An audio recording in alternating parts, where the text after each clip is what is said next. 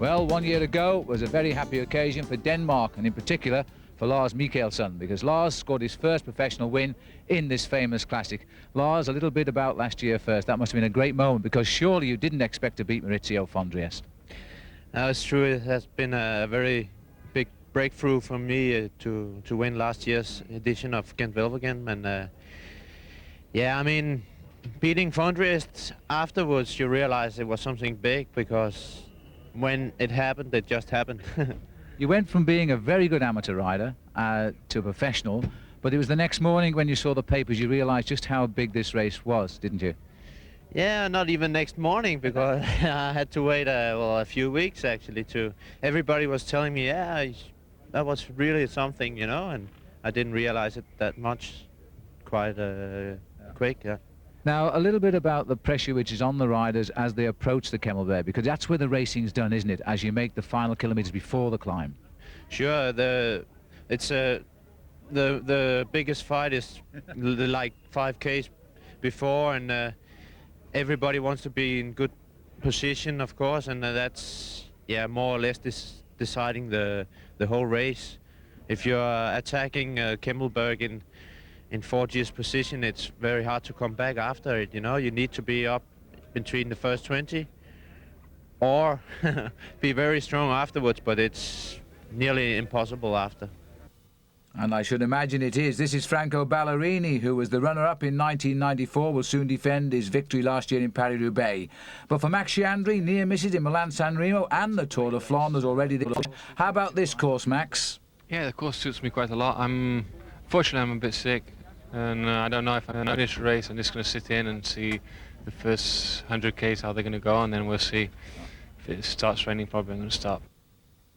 And here's Olaf Ludwig, the 1988 East German Olympic champion. How is the form for this one, Olaf?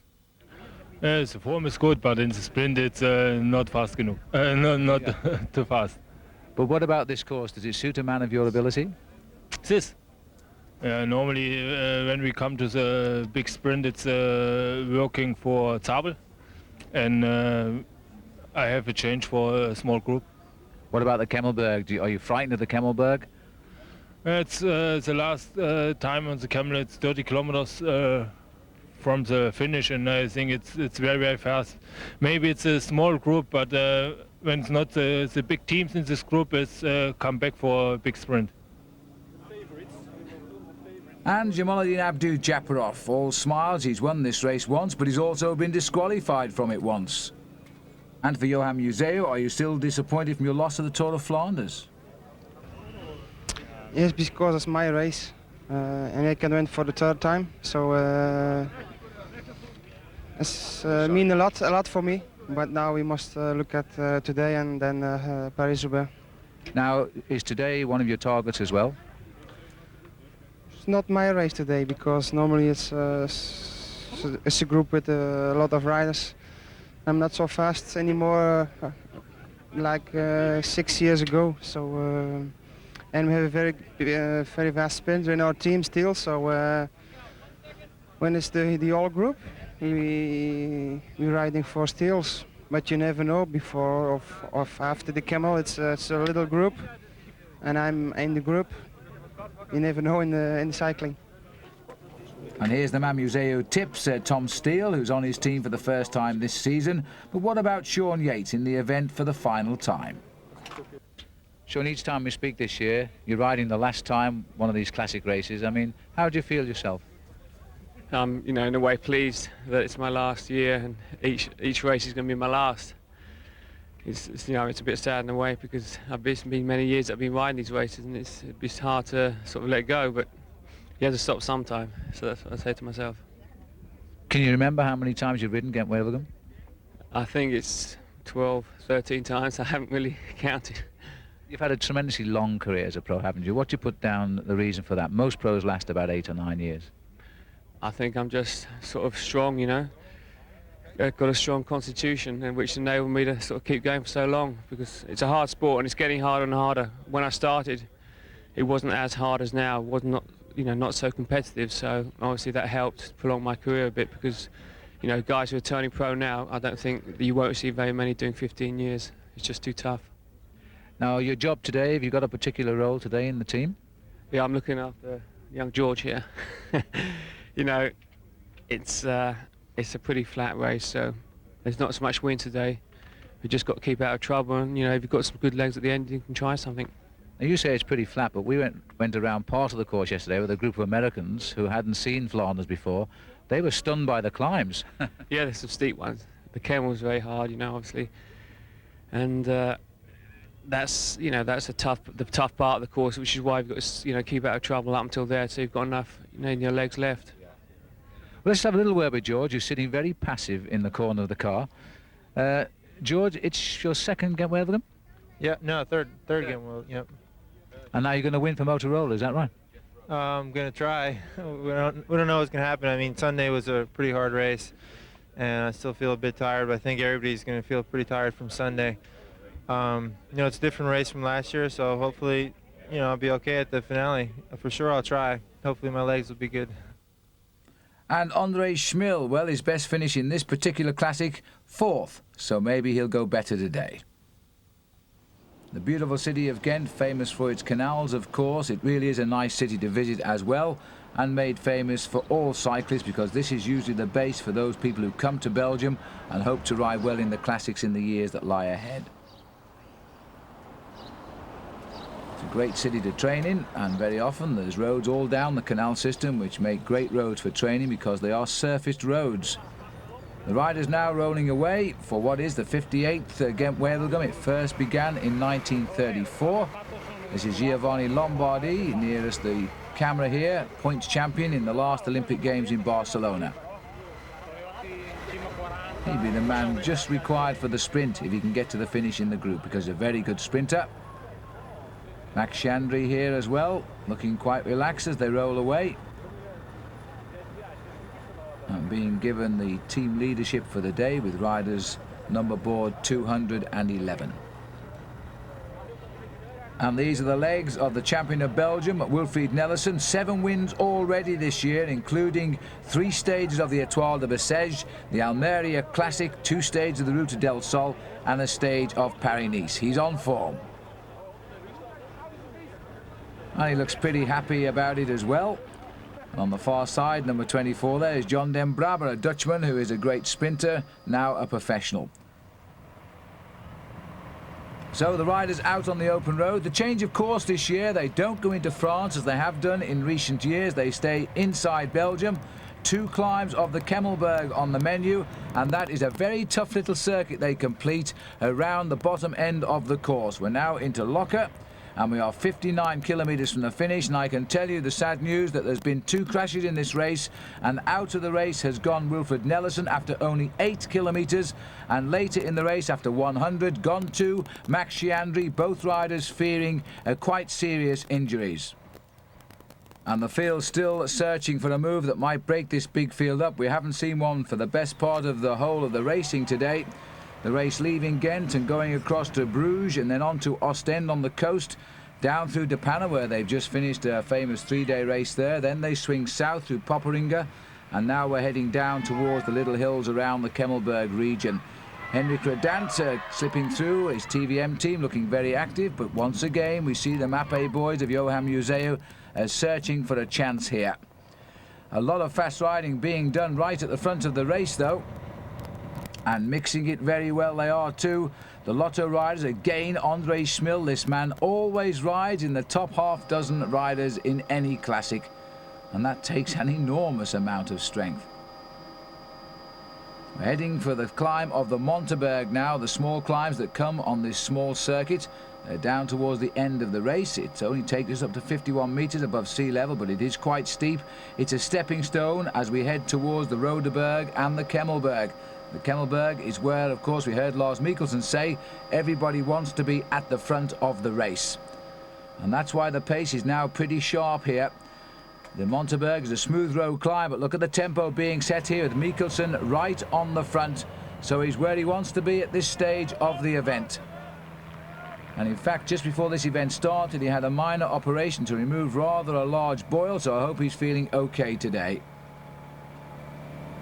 But even though I say it's a minor operation, apparently it was with a full anaesthetic, so Lars has the right to feel a little bit groggy.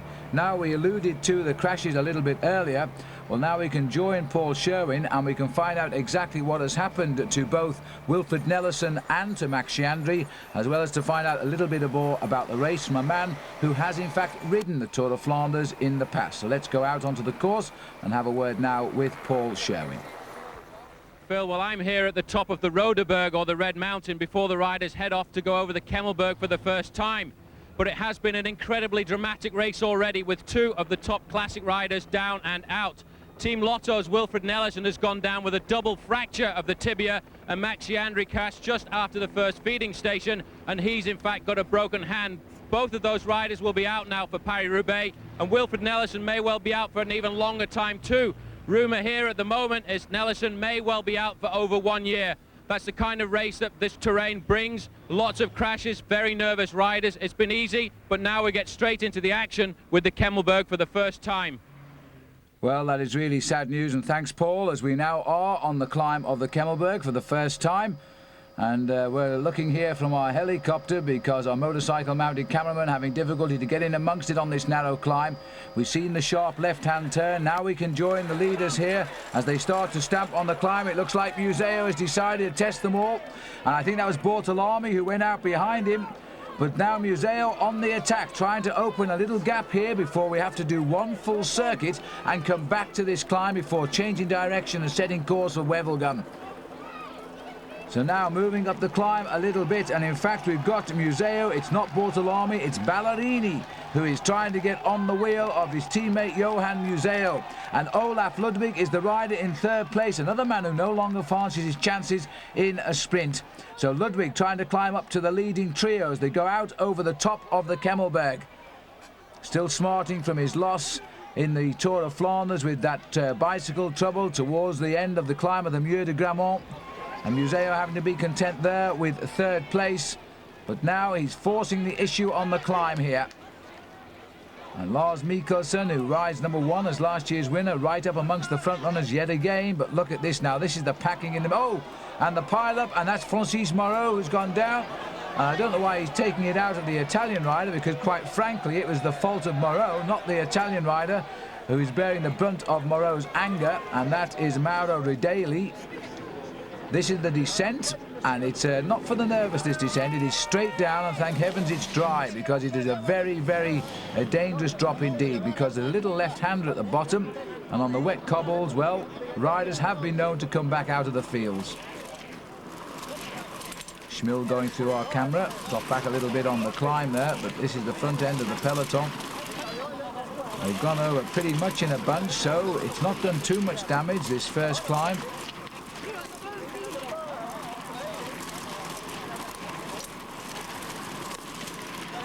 And the riders rattling and crashing over the cobblestones. This is actually a very nice part of Belgium. There's a hotel at the top of this climb, and there'll be plenty of people in that hotel now rushing in to continue watching the Ghent Wevelgem on television, and then running outside again to watch it come up the Kemmelberg in another few minutes' time. This is a short circuit.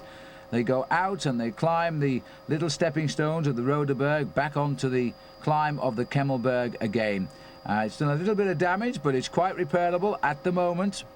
Certainly pushing the pace up there as we head out towards the Rodeberg now is Schmil.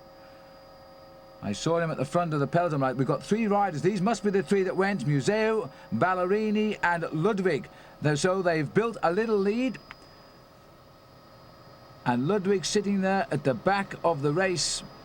And he's not going to work too much with these 2 Mappe boys. Here's that little incident I think they're going to show us here of Francis Moreau. You see, he hit the barriers. He hit the foot of the barrier. And he can't hardly blame the Italian who fell on top of him. He really had nowhere else to go. The former world pursuit champion, Francis Moreau. And I must say, the Italian is... yes, and the same to you, sir. Thank you. The Italian taking it rather well, I thought, because it wasn't his fault. Anyway, back to the leaders, and here they are. Mappe in control for the moment at least, as Museo and Ballerini, 2 of the strongest single-day bike riders in the world. And Laine just a couple of lengths off the back, Olaf Ludwig. Riding probably his final season for the German Telekom team. 31 miles to go, but unfortunately the Kemmel is still in between, and it's a long run into Wevelgem. There's the pack forming now behind. 5 riders trying to get off the front, but I think what we're seeing is a gradual coming together here of the strong men of the Kemmelberg on lap 1. That looks like the style of Vyacheslav Yekimov for Rabobank trying to rip clear. Running away from the Kemmel, it's a left-handed circuit, and we'll get round to it again very shortly. It's actually a very, very pleasant day. Early spring, but the weather in Belgium has not been good. It's been very cold, and you have to take the weather as it comes in Belgium, as many cyclists will know who base themselves here for amateur cycle racing seasons. And this year there do seem to be more Americans than ever coming to Belgium and spending their summer racing in the Kermesse races, which are usually races lasting around about 120, 130 kilometers, and you can ride one every day if you're that way inclined, and they're free. There's the crowd, no fear of which way to go in Ghent Wevelgem. It's left and round we go again. Further up the road now, we've got the 3 leaders here. Olaf Ludwig, rest assured, is going to be sitting at the back and doing nothing about this breakaway, because he's a rider really. Well, having said that, he's gone through to do a little bit of work with the 2 Mappe boys, maybe just enough to keep the system going, because the gap is only 18 seconds. But Olaf is not going to be giving too much away to these 2 riders, because they're both strong, but they have a good team blocking behind, and Olaf will have taken note of that. But maybe he's not going that well. So Ballerini and Museu. Ludwig, still in fact a rider who has had a career, because with being in East Germany he wasn't able to ride or turn professional in the early years, but with the coming together of Germany he got his big chance, so he was able to convert that Olympic gold medal in the Seoul Olympic Games for East Germany into a green jersey in the Tour de France, which he did, and he did in grand style. Won a stage in his first Tour de France and the green jersey back in 1990. In his first year as a pro, Olaf Ludwig picked up 13 victories. Well, these are the 3 riders, and they're clear at the moment, but just thinking back, to that crash of Wilfred Nellison, what an unlucky bike rider he is, because he had that tremendous crash in 1994 in the Tour de France on the first day at Armentières, when he had this tumble, colliding with the policeman, and indeed going down with him Laurent Jalabert. Despite that, he won 14 races in 1994. He had 17 wins in 1995, despite coming out of the Tour de France with yet another crash and a bad knee. And now he's had what appears to be the worst crash of his career right here today in Ghent Wevelgem. Here we're now looking at Bruno Boscardin, who's trying to slip away from the field and bridge up to those 3 leaders. But he's put himself a little bit out in no man's land, because we've got these long straight roads. Bruno may be trying to steal a little march and get clear of the field as we head up towards the second climb of the Kemmelberg. But now we can see they're taking quite account of the fact that Museo is the man on the attack, and if Johan Museo goes out on the attack, then you have to respect such a move by the man who is such a brilliant bike rider at this time of the year.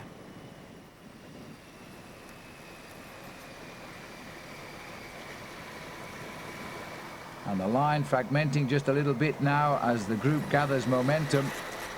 Funnily enough, the reason that Johan Museo feels this race is never for him is because he's never won it, although he had a second place behind Herman Frison in 1990. And yet he's never managed to win. That looks like Erik van der Aarden from Bacheliat on the far side. Yes, it is. Former winner of Paris-Roubaix. And a nice little grit to the teeth there by the Motorola rider, Andrea Perron. As Perron also goes off onto the attack.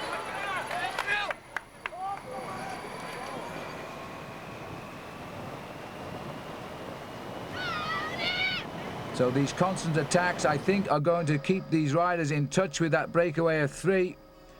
It looks to me as though they have a real chance. Perron has joined the attacking moves, and they've got a little gap going here now. What wind there is blowing from the bottom corner of our picture, forcing them to go into an echelon, that diagonal line across the road. And the big field now stretching as they try to reel in the 1 or 2 riders who have had the temerity to attack. 4, 8. It looks as though there's a bunch of 12 there trying to sort themselves out into a chasing group. Inside 50 kilometers to go. There's the long straight roads I was telling you about. There is the breakaway. And it looks as though Ludwig is working quite hard here now as the other 2 take a check over the shoulders to see what the reaction is. Schmill is in that chasing group as well.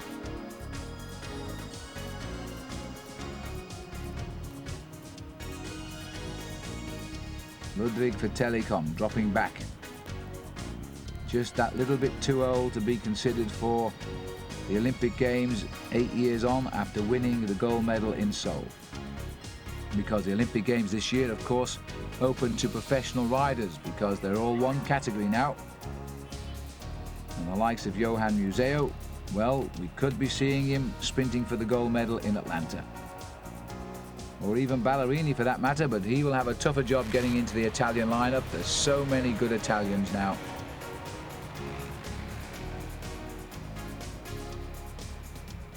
Ludwig checking over his shoulder, deciding it's still worth going on, and it most certainly is. If they can just keep away till the climb of the Kemmel, they might well break the spirit of the chasers.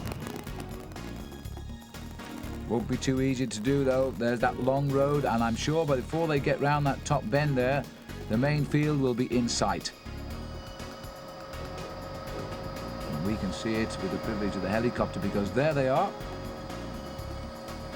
And that little group is still clear. In fact, it's quite a big group now because look at the group that's coming across too. This is a very workmanlike group. 2, 4, 6, 8, 10, 12, 14 riders being joined by about another dozen. It looks like Fabio Roscioli, who's fast pedaling his way to the front of the line for Refin. Absolutely flying, and there's the back group getting on, and they're saying it's 31 seconds, so they are holding a little bit as we make our circuit of the mountains before lining up for the finish. One more climb of the Kemmelberg to come. And that group now trying to get clear of the main peloton. Well, the reason they left out France amongst, I think the main reason they left France out was because they were trying to bring this race back to the sprinters. Because, you know, organisers now making the races around the world so hard, the sprinters don't seem to be having their moment of glory anymore. And so they thought that by reducing the overall climbing on the race, they would make it more a sprinters finale. Well, at the moment, that is not happening, although in years gone by, we certainly would have referred to Museo and Ludwig as sprinters. But as you get older, you tend to lose your speed, so they're more like stayers now. This looks like Bruno Boscodin having a little go at the front now. Quick reaction, though, from the teammates of the 2 up the road. And not surprisingly so. In fact, it's Erik van der Aarden who's gone. And heading up towards the Kemmel, that's the countdown on the screen at the moment, with the Kemmelberg about 3.5 kilometers ahead. Erik van der Aarden looking more frisky than usual. Another one of the aging veterans who's had a long career. I can remember Erik coming to the Paris-Nice race many years ago. First year professional and winning the prologue and pulling on the white jersey. And all the Belgian journalists rather smugly saying, well, we told you so. Erik was going to be the next Eddy Merckx. Well, he's won many big races, including Paris-Roubaix, but he certainly wasn't to be for him the next Eddy Merckx. And the main field, I was going to say shimmering in the heat of the day, but I think it's more like shimmering in the exhaust fumes of the helicopter because it's not that warm out there. And we're still waiting for summer to begin in Belgium. Andre Schmil trying to coax them through to come and keep the pace up. And no shortage of riders trying to reach this breakaway now. They really want to finish this off before they start the climb of the Kemmel.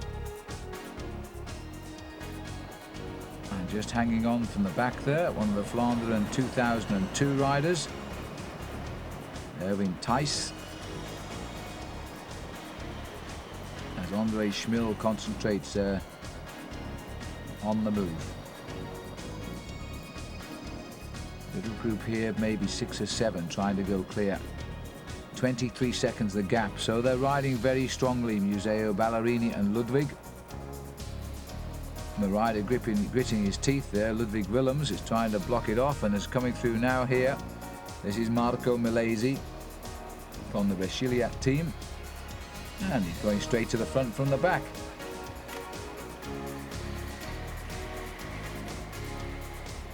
And no problem with the counter-attack coming there either. Wilfred Peters, who is such a great lieutenant for the Mapei team. He'll disrupt the chase as quickly as possible.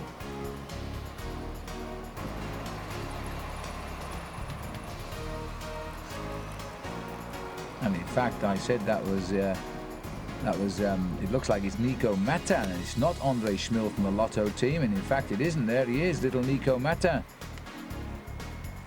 who's now into the driving force of this breakaway.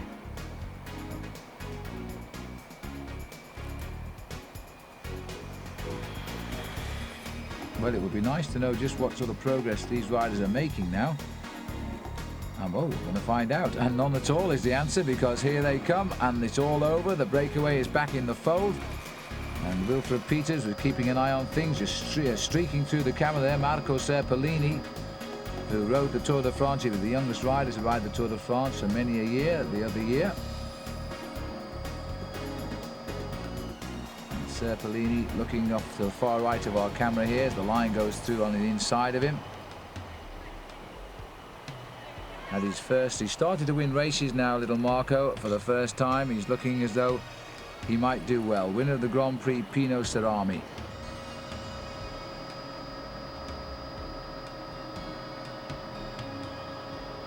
"16 seconds the gap, so they're beginning to chisel their way into this gap now, and I just have that feeling that Ludwig isn't up to that breakaway. He struggled a bit to get on it. He was just on it over the top and on the descent of the Kemmelberg, and we still have that little climb to come very shortly now.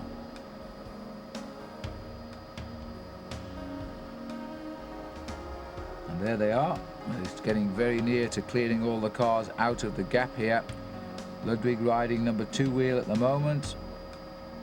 The 2 Mapei men, they went very early. In fact, Museo determined to get away up that climb. He almost prophesied he would like to be in a small group. I think he would like the group to be a little bit larger than just 3.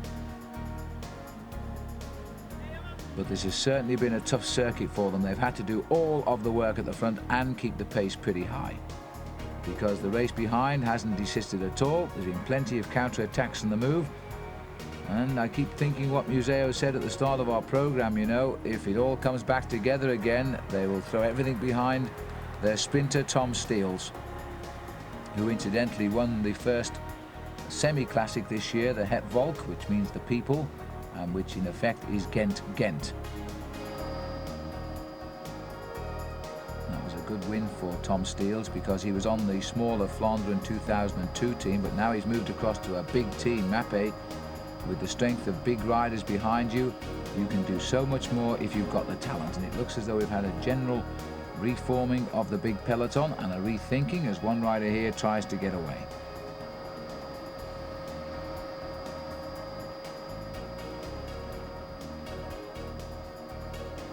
Big pro time bike racing. The riders never ease up. There's always people willing to keep the pressure on at the front of the pack.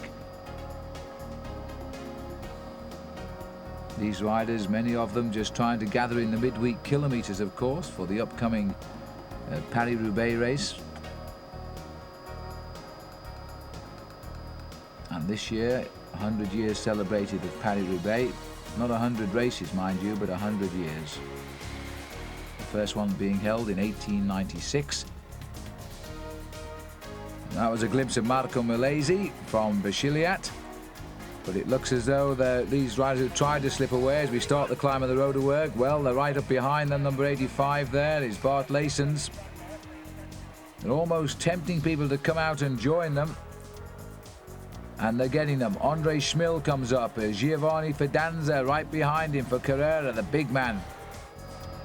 That's an interesting little breakaway here that's trying to get away. And the rider in yellow is joining at the back. It looks like Pianagonda. 2, 4, 6 riders in the breakaway here. And the other Carrera rider who's latched on is Piet Zeberg. Now, if they can get a little bit of a lead on the climb, but they won't, because I think the field are virtually back on. They've rejoined them at the back of the race. Andre Schmil always looking for the move that might work. Fidanza, and there's Beat Zeberg, who's just come across, and his face telling us the picture of the effort he made to get across.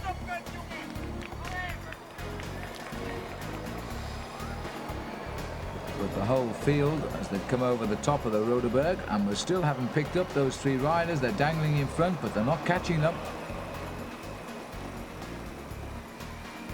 So it's going to go down to the last climb of the Kemmelberg here as to whether they can hold them off or not. But there's a sure sign when you see the long thin line that the peloton now is getting itself into angry mood. There are the 3 leaders. They might just be out of sight around that bend from the chase. But we're looking at only about 20-25 seconds.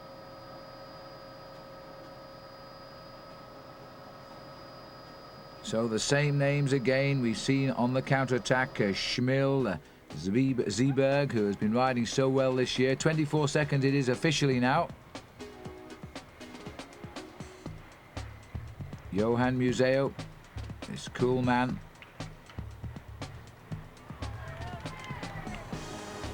And still looking for his first ever win in this event.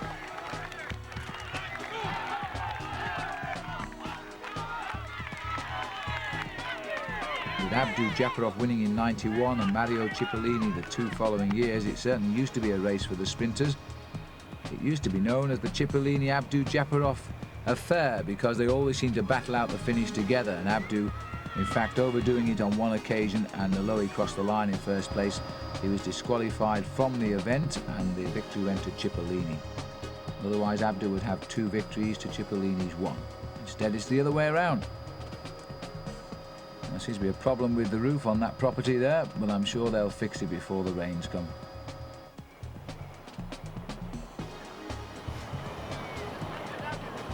Andrea Perron for Motorola. And right behind there for the Mapei team, Bart Leysen. And slipping up on the outside here is Emmanuel Magnan from the Festina team. There he goes. As we run down the hill now, we'll shortly be heading across to the Kemmelberg. Perron knows it. He's joined in this lead group from the peloton. So too Leysen. And latching on the back there, we've got Cedric Vasseur, who is again at the front of a move. He was riding extremely well in this year's Tour of Flanders. Unusual to see a Frenchman so active in a race predominantly on Belgian soil all of the time as it is this year. They don't seem to adapt too well over Belgian roads, and there's one of the reasons why. A tricky corner like that and you have to split and go both sides of that central strip. Inside 25 miles to the finish. Refin team moving their men forward, and the gap holds. It's coming down slightly now at 17 seconds the gap now. Fabio Roscioli here setting the pace. The Lotto boys thinking they might bring their man Andre Schmil to the fore, who's 3rd in line here. There's a lot of riders feeling they have confidence, but the reason the race is on now, of course, is we're approaching the Kemmelberg. Look at the surges coming on both sides of the road in the peloton. Unusual to see a car parked at that point on the course, I have to say. But watch the peloton now as riders try to fight their way literally to the front of this group to get the first shout at the Kemmelberg. Bit of a tight squeeze again there, but the pace is going to stay high now until we make the turn onto the Kemmel. The rider who's setting the pace here is Mauro Bettin, who is a long breakaway rider in the Tour de Flanders before getting swept up. There he is. So he's still, and this is Fabio Roscioli, his teammate, right in front of him. There's Bettin.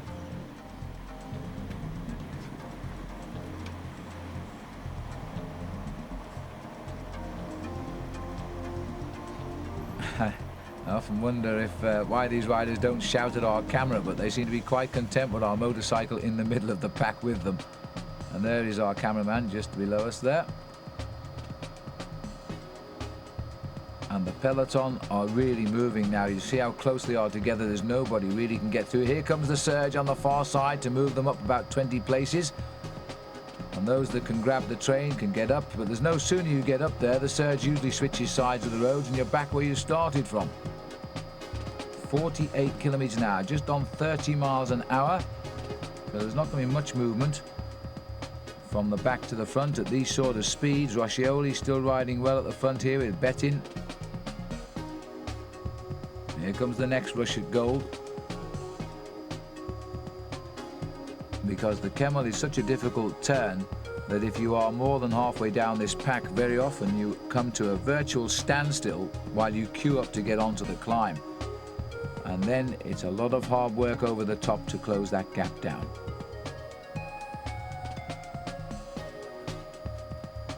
And there's still a lot of riders fancying their chances because that breakaway of 3 has not gone by any means.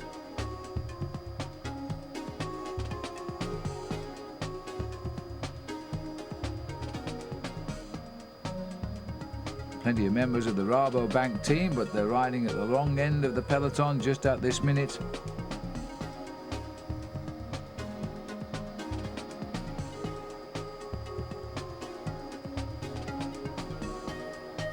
Now the left turn, but we're still in the town here. We're not the left turn up to the Kemmelberg. We've still a little way to go to the climb. And we haven't seen anything of the front 3. The kilometers ticking off, 36 left.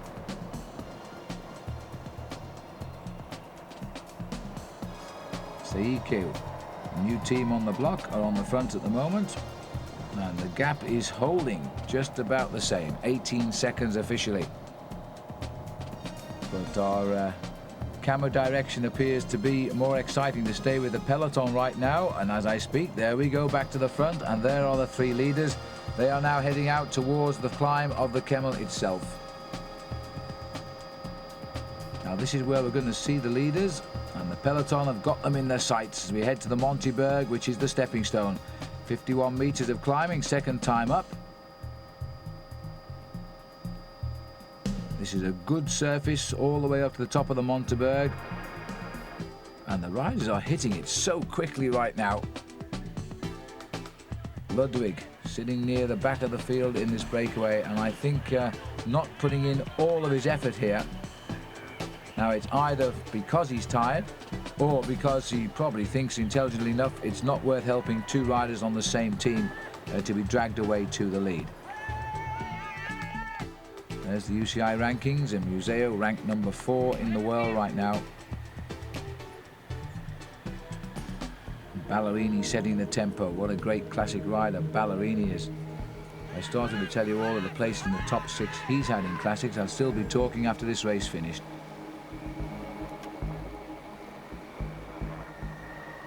And we've got a man going clear of the field here. It looked as though it might well be. Oh, it's Abdu Japarov. I can't believe it. Jimoladin Abdu Japarov has gone clear here on a climb. And remember, he's won this race before. He's finished 3rd in it. He's also been disqualified in it, so he knows all about Ghent Wevelgem.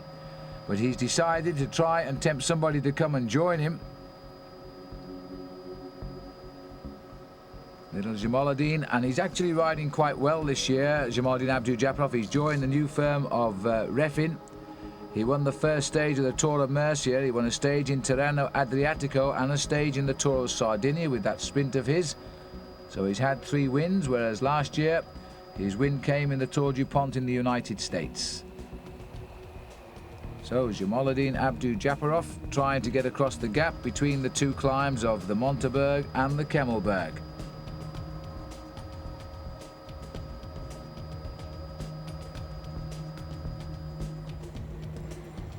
And that is Fabio Fontanelli, who's gone up to join Jamaluddin Abdujaparov. Now Fontanelli has had 5 wins already this year. He also managed a 5th place finish in the Tour of Flanders. He won the Trophy Pantalica in Italy. He won the Grand Prix La Marseillaise, the first event of the year in February, so he's been on a winning streak right from the start of the season. So he's confident. But it looks like the soft pedalling there of Andre Schmil, he makes it look easy, but it certainly isn't, who's closing down this race. And there he is, Schmil coming up on the back wheel there of Jamaluddin. And Fontanelli continues keeping the pressure on at the front. Well, what is happening? It does appear they are thinning down this group with this series of attacks, whatever. So they are having some effect on the race. That big bunch might yet be losing its chance at the sprint finish. Although, having said that, the line is stretching out and reforming at the back.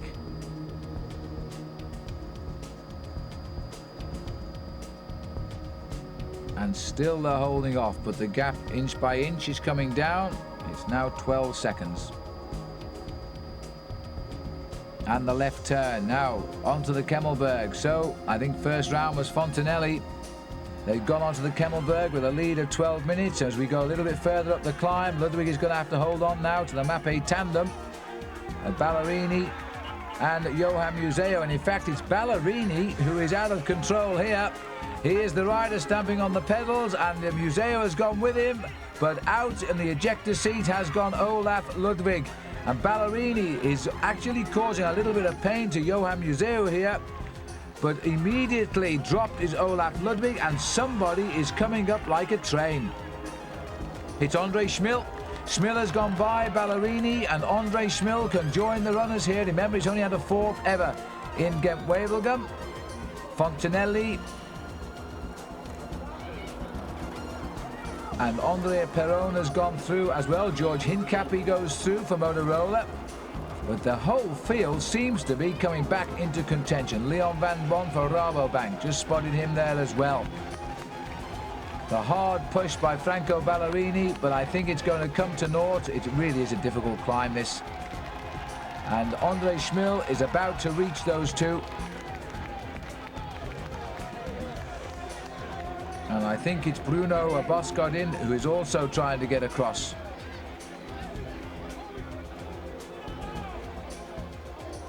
And now you see the slow move here. The face of Sean Yates on the right as he digs his way deeply into those reserves to get him over the top of the climb.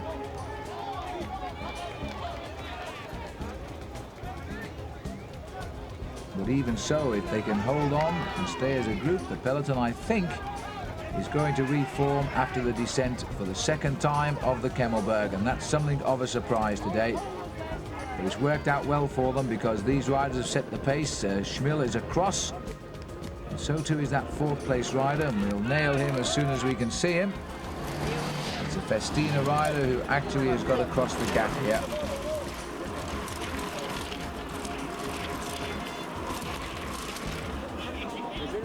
So I'm pretty certain that that is indeed Bruno Boscardin who's gone over the gap. So we've got 4 riders now setting the pace as we bounce our way down to the ground floor over the Kemmelberg. Good dry roads and always a relief. We've had reports of one rider coming back onto the course via a hedge on the descent of the first lap, remounting his bike and getting back in the race. Didn't make the bottom bend, so he took the shortcut through the open gate. And this is Frédéric Moncassin, who is latching on at the back of what seems to be the reforming of the group at the front. And it is Ballerini, Museu, Schmil and Boscardin, number 2 there. They are the final composition of the escape now. So they may have lost Olaf Ludwig, but they've gained in effect Schmil, who is an excellent rider. Moncassin they won't want because he's a jolly good sprinter. and Boscodan is the sort of man who could go alone near the end. And I'm sure Museo and Ballerini are now assessing just how fresh these riders are, but I don't think it matters, because all of a sudden the peloton are right up with them. And that's a respectable sized group, and I don't think they're going to hold off this lot either. So 2 climbs of the Kemmelberg has not broken the spirit of the sprinters today. And now I wonder if Johan Museo is saying what he said to us at the start of the programme. If he didn't get away in a small group, he would throw all his weight behind helping Tom Steels win the day. We'll see. Because now he's back in the field. This is Frédéric Moncassin, the rider who had such bad luck. He didn't start the Tour de France last year, but he was there at the presentation at the beginning and then promptly fell down the stairs and broke his ankle. And so he had to be replaced quite literally on the eve of the race. And there is Bruno Boscodan, another rider who has had his moments of glory in the classics. But now the field is regrouped here as we now begin to turn away from the circuit and head off towards Wevelgem for the big finish. And it's going to be very, very difficult indeed now to ride away from the sprinters, who now know that all the major hills are behind. A shortcut across the round circle there.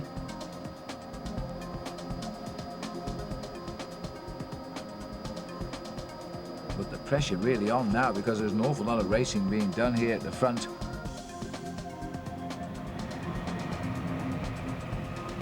Dropping away a little bit from the scene now, Johan Museo has moved down the line a bit, and he may well be seeking out to see if Tom Steels is part of this group. I haven't caught a glimpse of him yet, but he is the sprinter. Number 101 here is Fabio Baldato. He's going to start licking his lips now and feel as though life might be good. There's the actual course. We started from the far right. Ghent went up to the top end of the course, down the coast through Ostend, then swung back in towards Wevelgem. And where the flashing is where we are now as we start to go in towards the finish of Wevelgem to complete the distance of 208 kilometres or 130 miles. The reason this race is shorter than normal classics is because of its slot on the calendar, really. It's meant to be a race which will help the riders recuperate and bridge the gap between the big classics of the Tour of Flanders and Paris-Roubaix. It's a vital part of the calendar, and it's always a pretty active event, and today has been no exception. These riders have really made this a very quick race indeed, and they still haven't found out whether or not they can break the sprinters' spirits. But I think they're not going to do what Lars Mikkelsen and Maurizio Fondries did a year ago, and that's get clear, along with Luke Rusin. It was almost a 3-man sprint, although Luke didn't really take part in the sprint. He lost a little ground.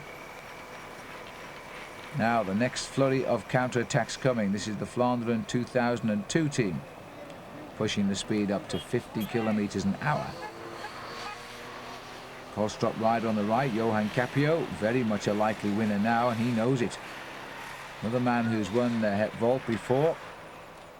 He's never had a win in this race, which surprises me because he did finish second in it in 1992, and that was behind Mario Cipollini.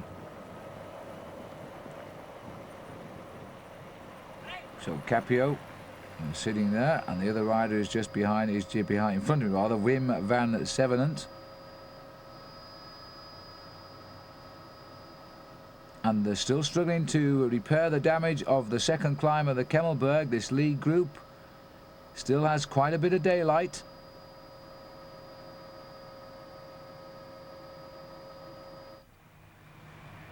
And there again, trying to go is Fontinelli. Everybody at full stretch here. Look at the gaps between the wheels. They just scrabble for what they can get and keep the pressure on here. Number 185 is Gianluca Guerini for Aki. Number 83, who's trying to keep the house in order for Mappe, is Franco Ballerini, but he's a little overpowered at the moment by the rest of the composition of this group. Moncassin, Boscodan, and number 104 just racing through there is Rolf Jerman. Well, Rolf has had some great form this year. He's been in the moves throughout the classics. And now we're seeing the arrival of the Saiko riders, and this is Mario Shiria.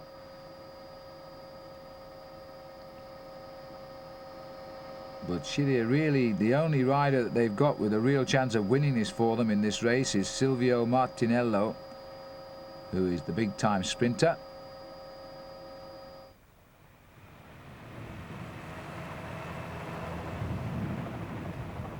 But this is an interesting little group here. We've got about 11 riders going clear at the moment. Fontinelli is up here.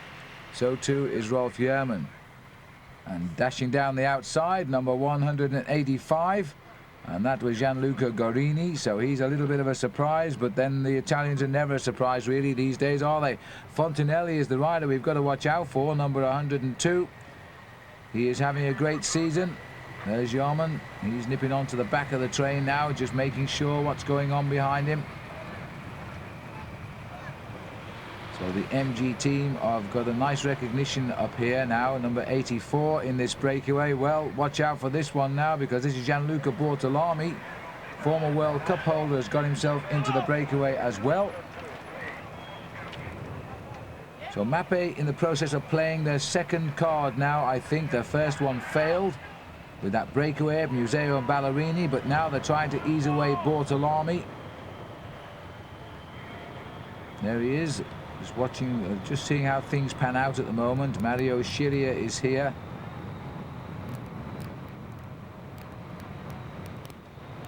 Tristan Hoffman, I think, is the TVM rider. We've just gone by on the motorbike. And there's a little bridging going on. There's a group coming across. This is why they were all looking round. Bortolami is going to check and see just who comes up here, and we're all pretty interested to find out. Fontinelli, and up comes Bruno Boscadin again. I didn't catch the face of that rider from Saiko who just joined behind him, but Boscadin is now back in the thick of it. He's had a very active race today, Bruno.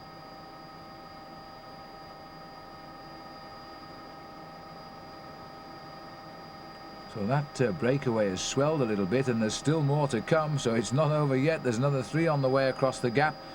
So the peloton has really struggled to close it, but riders have been nipping off the front of it and bridging the gap.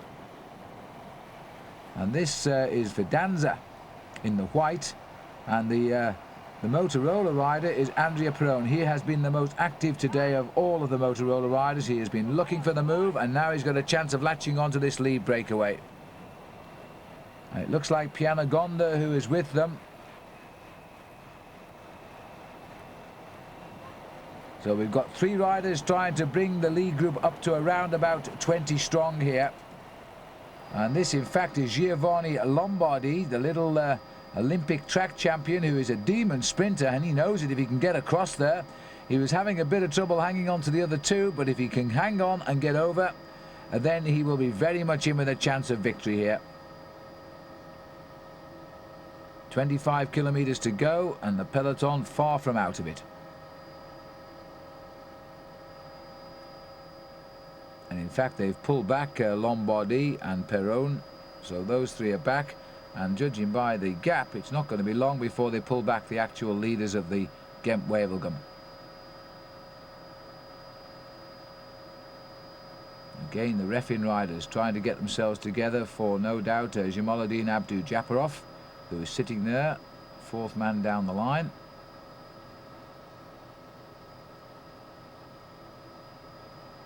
And these are great racing roads, narrow and twisty, and then you get these straights, which is rather discouraging for the breakaway. There's 11 riders in this lead group. The MG boys doing the driving. We've got 2 of them up here we know of, Fontinelli, and oh, we've got the whole list now, and this is the break. Boscadin, Magnin, Ballerini, Bortolami, Piangonda, Fontinelli, Jerman, Shiria, Gorini and Moncassin, and it is Tristan Hoffman in there for the TVM team. An awful lot of Italian jerseys in the lead on a Belgian road, that's for sure. There's Pianagonda in the yellow jersey of Polti near the back of the line. And just look at that now. Look down the road and see that long, long line of riders now as they probably race around about 45, 50 kilometers an hour.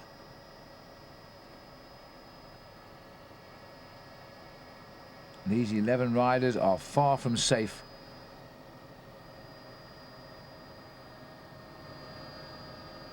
Tremendously exciting racing here now. The gap is down to 13 seconds to the Ballerini lead group. But since the capture of Johan Museo, he seems to have been content to fall back into the field, and he's nowhere to be seen at the head of this group. And Tom Steels also is in this group as well. So maybe Museo's gone looking for him. But it's the Refin team now, trying to bring back the race for Jamaluddin Abdou-Japarov, who sits there in those black arm warmers. A little more help coming from the Refin team. They've got 4 of them up there now. They're desperate to get this breakaway back. They know Ghent Wevelgem is a race for Jamaluddin Abdou-Japarov, and so does Jamaluddin Abdou-Japarov. And that's about just it. That's about the complete field now in Ghent Wevelgem as the kilometres tick down, around about 20 to go. And this breakaway is far from safe, and in fact it's beginning to look as though it's splitting up here.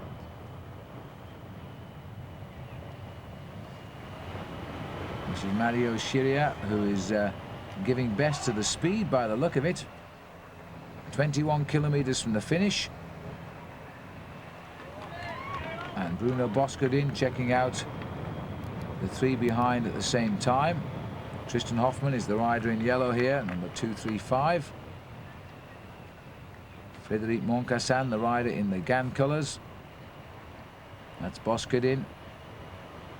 And in fact, the riders who've just come up, they must not have been... Oh, no, it was Gianluca Pianagonda. It was Pianagonda who was in trouble there, but has come back. Ballerini offered them no help. He went off the back with them and he pedalled back on with them. He's sitting at the back of this line now. But the pressure must be pretty hard to bear in this breakaway, because they are not escaping. But with it being a flat road now into Wevelgem, there's always the chance they will hang on. It's virtually the same. It was 13 seconds, it's now 16 seconds, so despite the speed of the peloton, at the moment they're going nowhere.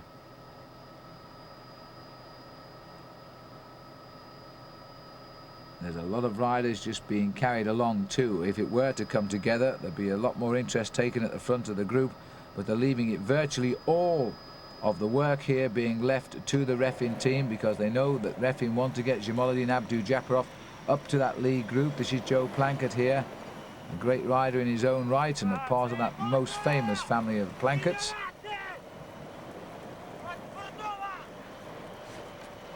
And a lot of flat-out racing being done by Refin. But they've got a good team, you know. They've got Asiat Saitov here, Fabio Roscioli, Gianluca Pierrabon. All strong boys, and they want to get their sprinter to the line.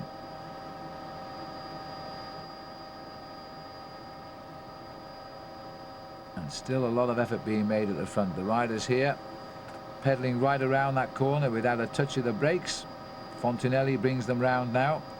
Hoffmann slipped down to last but 1. And Boscardin looks over his shoulder to check out the approach of the rider behind. Festina have got 2 riders up here.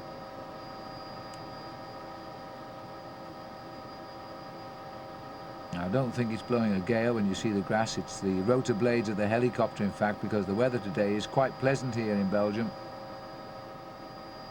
Meanwhile, back to the Refin team time trial. And all they're doing is just holding at the same distance. They need a little help from the other teams, and I'm not sure from which teams that help will come. Slipping down to the back of the race now. We've got Fontinelli, who was leading at the front. Pianagonda is also at the back.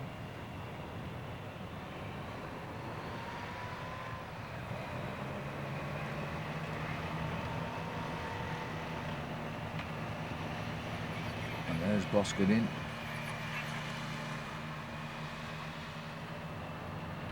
And Emmanuel Magnon, the other rider for Festina.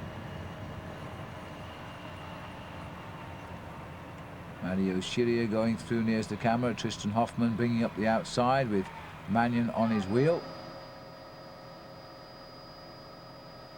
Well, the boys from Festina aren't too worried about the whereabouts of the man who won it for them last year, Lars Mikkelsen. He's still in this main group here. But Boskerdin and Mannion continuing to try and flee the coop up front.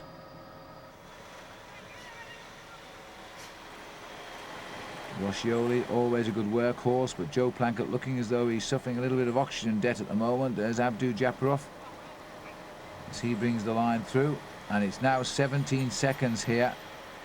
Eddie Seigneur, former champion of France for Ghent, he's just gone by us. And this rider here, Frédéric Guesdon, rides for the Polti team.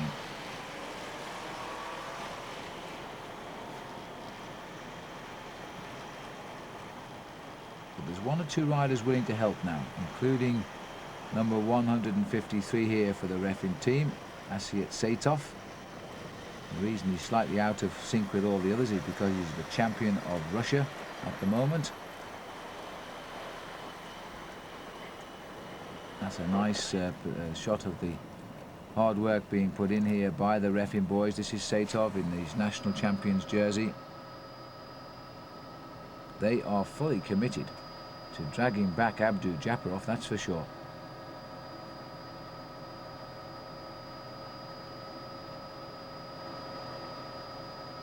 Just over 10 miles to go to the finish, and they have not allowed that breakaway out of their sight, but they've really not been able to catch it either. And there we look, another second, it's gone the other way really, because we were closer, now we're getting further away again. 18 seconds the gap. This is a tremendous pursuit across the flat roads of Flanders, and it's all down to Refin. In fact, if the Refin team weren't chasing, then that breakaway would certainly have succeeded today. Saitov doesn't seem to be enjoying it too much at the moment, and I'm sure Pianagona will be delighted to know his team are chasing so hard to try and catch him. The Polti boys here, maybe they don't know he's in the breakaway.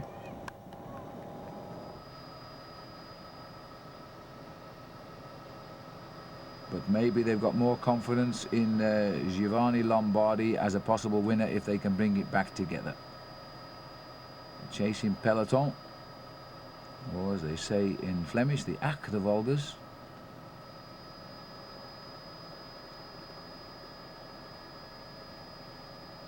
Saitov at the front now, and let's have a look, see if we're getting any closer. No, we're not. We're about the same actually, because they've still got this flotilla of motorcycles and the following car in. But when you look at the breakaway, they don't seem to be going as quick as the actual race itself behind, but they obviously are. This is Ballerini at the back. Ballerini's turned off since he was caught, and although he's held on to his place in the breakaway, unlike Museo who fell back, he's taken no further part in the chase or in the race itself. But I'm sure he'll change all that if he gets half a shot at taking a medal as we get inside the 10 miles now, 15.3 kilometers from the finish. And we're still looking at round about 16 seconds. In fact, we're down to 14, so they've chipped away 4 seconds. Rolf German just in front here of Ballerini.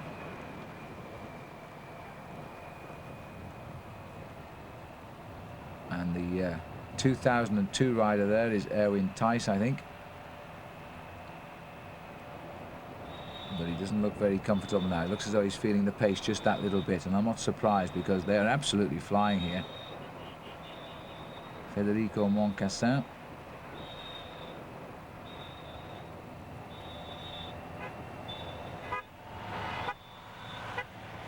One motorcycle going through, and I'm wondering, as they all appear to be wanting to go through, whether in fact the race commissaires have told all the motorcycles to leave the race because they are coming up behind.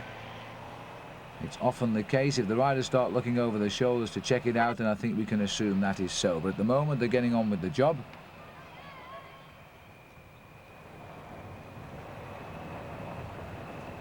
Ballerini refusing to do any of the work. Now they're starting to look over the shoulders here, so it might well be the break is being brought back at last. It's been one incredible chase since the Kemmelberg.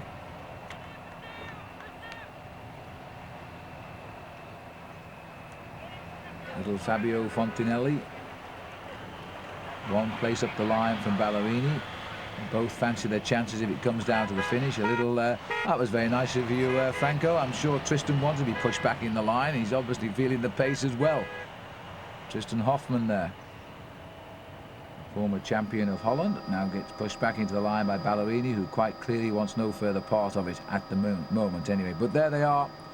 And although the camera will foreshorten this shot, I really think they are closing in now rapidly indeed. So we've got Pianagonda setting the pace at the front, and for the moment at least, the Polti team have taken off the chase at the back. Only just though, because they've got the man in second place there.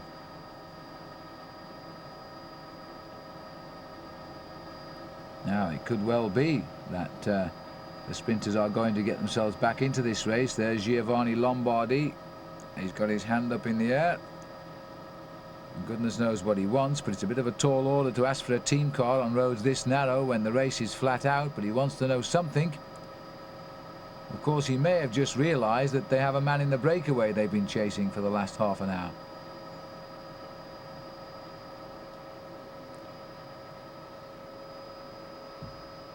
Out onto the open highway. Now they'll get their real shot at bringing back this breakaway because they're on good wide roads again. They're virtually there. It just takes a good sprint by somebody to cross the gap, and it will be all over. This is Frederic Griesden from Polti, who's contributed a lot to the downfall of his teammate Gianluca Pianagonda, who's in the leading group, and now happy to work with the ref-in team. So clearly they're not interested in Pianagonda's business up front. They are going to close down this breakaway whatever happens. The ref-in boys have contributed most and have done a great job here. Fabio Roscioli in particular. This marvellous turn of speed. He won a stage of the Tour de France once. He always promised his 25 neighbours that if he did win a stage, he'd take them all out for dinner. Probably cost him more than the stage victory. But he did just that, and now he's about to close down this breakaway in Ghent Wevelgem.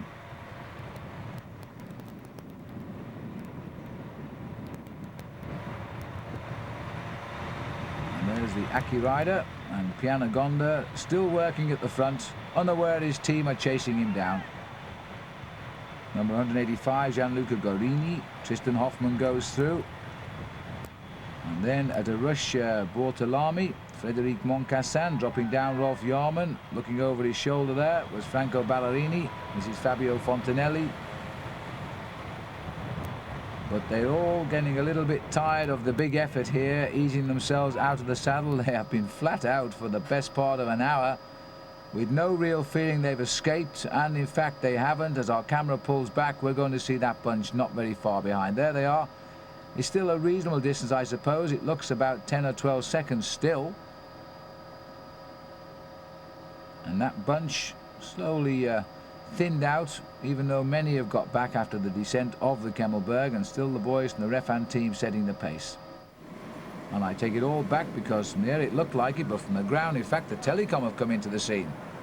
They have very much the sprinters who can win this. The gap is just starting to slip out again to 18 seconds. Well, Telecom with Eric Zabel or Rolf Aldag really could finish this race for Telecom on a high note. So they're willing now to help the Refan. They've let the Refan cook and fry at the front and keep this race in touch, but now they're willing to help the chase down, and that should be enough to do it, but we'll see. Satov coming through. And the boys from the communication system from Germany, Telecom. Big turn, big effort here by Satov. Time running out for the bunch who've never let this breakaway out of the sight, but there's still 12 kilometers to go. And it's a tough one. Ludwig is still up here as well. Here he is. Once in the breakaway, he seems to have recovered now after being dropped back into the pack on the climb of the Kemmel. And this rider working hard here is Alessandro Bertolini from the Bachiliat team. Then goes Ludwig.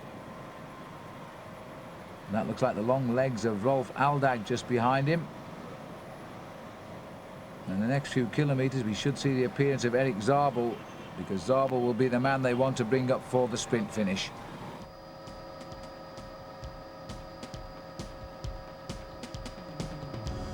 But now with the extra help of Telecom, I would expect to see that gap come down. has been a remarkable breakaway. Just holding off the field, but never getting out of its sight. Everybody throwing the back into the break, except I think Ballerini and occasionally too Fontinelli. Was 20, now 18. That piece of elastic just stretches and comes back and stretches and comes back.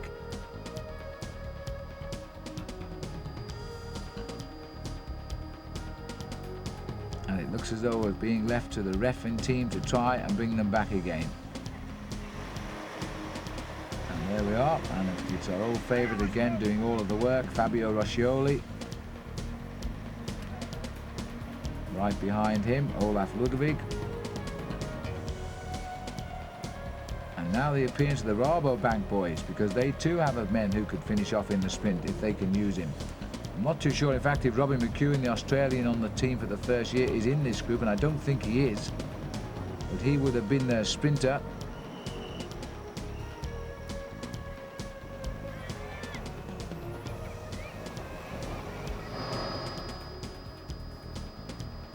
Coming togetherness after the roundabout, and our cameraman just running back up alongside the leaders of the chase back here.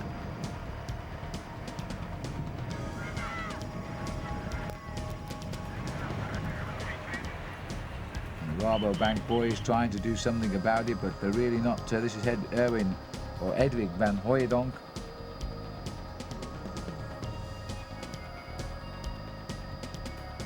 So near and yet so far, and they just can't close the gap at all. What a superb pursuit this is. It started when Johan Museo broke clear at Ballerini and Ludwig, the first climb of the Kemmel. They chased and chased and chased. Schmill got across, they got rid of Ludwig, and then gradually the breakaway group, as we now have it, got together as they went over the top. The bunch has reformed into a group of maybe 60 riders, and they can't get across a gap which more or less has stayed at around 15 seconds ever since. It's a beautiful chase at the back, Tristan Hoffman and Pianagonda. And here we have again riders just trying to. Now this is interesting. If they start to split off the front like this, then they might well increase the lead just that little bit. But we're approaching the outskirts of Wevelgem now, and if the sprinters get on very late, of course, they won't really feel they're in quite preparation mode for the actual sprint. And quite often then you will get a rider get clear and take the race on his own. That's if they catch them at all right now.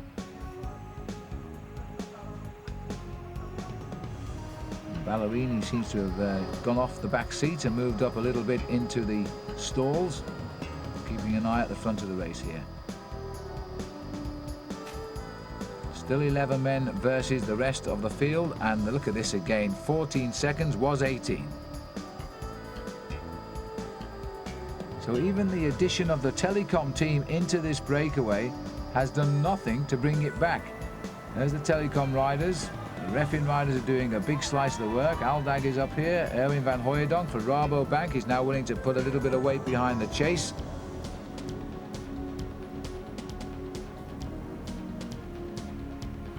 Van Hooijdonk taking them around the corner first. A little chance to see just which of the sprinters are down the line here, but none of them have yet. Leon van Bon there, he's a good sprinter, you know. If he gets his chance, he's still right in the action.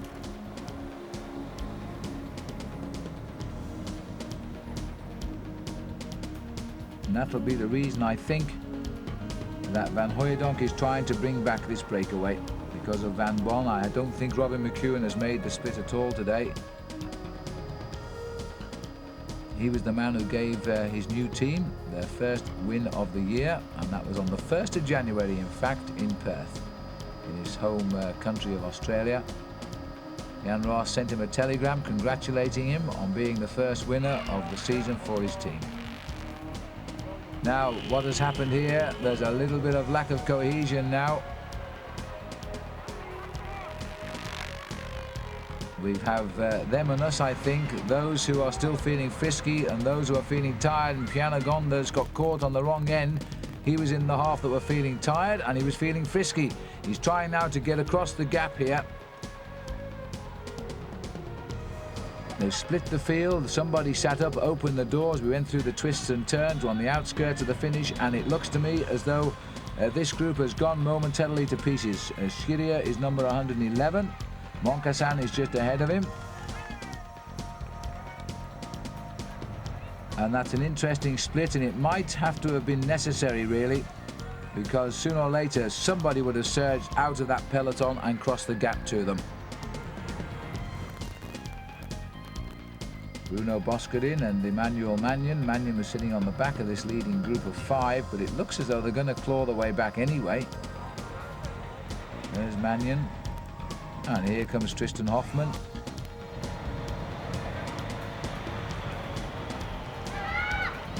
And tagging onto the back too, we've got Gorini from the Aki team.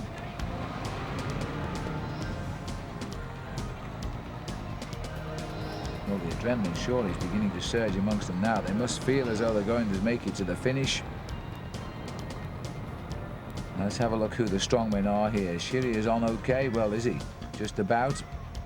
Bortolami is the man who's joined. He's an amazing rider, Bortolami. He shot to the fore when he almost took the yellow jersey in the Tour de France, just a second behind Sean Yates. And a couple of years ago when Sean took the yellow jersey for a day. Since then, of course, his World Cup victories, starting with the Leeds Classic win, that really did project him as a top bike rider. And there he is now, Bortolami, a little bit of a laid-back style, and the gap is slowly coming down.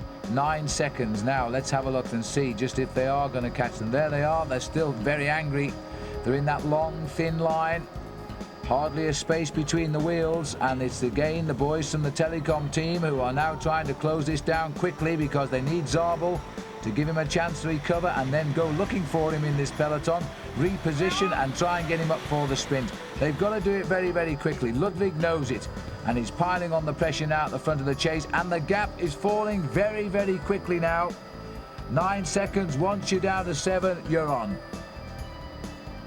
Perfectly straight line behind. In fact, it looks like they've painted a second dotted line down the road there as the main field are now closing up onto this breakaway. It's been a superb break, and it's been a magnificent pursuit, and I don't think if the Telecom team hadn't helped ref in, they would have got back to this group today, because this group has held them off for mile after mile. But it's all over now. The organisers are going to get the wish. We're almost in sight of the finish, and we're going to have a bunch sprint. Well, that's the confident prediction from me as we see the bunch attack on now. The 11 fugitives have been caught. A lot of effort expended for nothing at all. Sciria is the first to feel the breeze as the Telecom boys will come through on his right. And now tremendous speed here from the pelotons. The Mappe start to push the men again back up to the front. Bart Layson, number 85, he's gone forward. They're trying desperately to stop the sprinters lining themselves up for the finish as the attacks once more have started. And this again is another attack, and we've got Boscodin trying to go clear here. These are the remnants, in fact, and this is Guerini, the remnants of that breakaway. You know, it's the old tactic, as you get caught, try and go again. Sometimes the race says, no, we can't do it any again, and away you go. But on this occasion, I don't think that's going to happen. Now the surge from the back. All the men that weren't helping in the chase, they're now thinking we've got a real shot at winning Ghent Wevelgem, and they're coming up on the outside. The team car on the far side there was called out of it because he was behind the winning breakaway, or the leading breakaway. It should have been the winning breakaway, I think, as Bart Layson now sets the pace here for Mappe. And I wonder if Museo, Ballerini, Bortolami are now trying to find Tom Steels amongst this lot and say, right, Tom, we've all done our bit. It's all failed. Now we need you. Well, we'll see if we can find out if he gets brought up towards the end of the peloton here. Because Bart Layson is now the rider setting the pace for Mappe. He wouldn't do that unless they had a plan. The Lotto jersey of Andre Schmiel sneaking up the outside of the race again to get back into the thick of it. And an abundance of Rabobank riders as well, so they'll be looking for Leon van Boom, because the sprinters are now going to try and take this race at the very last knockings. As we've got the Lotto team trying to set the pace at 1 kilometre to go. So they caught them at about 2 kilometres to go. And now we've got Mark Wouters here for Lotto, trying to lead out Andre Schmiel. Leon van Bon is in the line, and look at this, just down the line, looking over his shoulder. That's Johan Museeuw, and he has put Tom Steels on his wheel. So he's done exactly what he said he was going to do. He tried to win it for himself. Now he's going to try and lead out Tom Steels. Steels on the side of the rider in the yellow jersey there as they open up the sprint, and Schmiel has taken them right across the road here now as Van Bon still tries to get on terms. This is going to be a tremendous finish, and look at the way they're bringing Steels through the group here as they line up for the finish. You've got Schmiel on the left of our picture.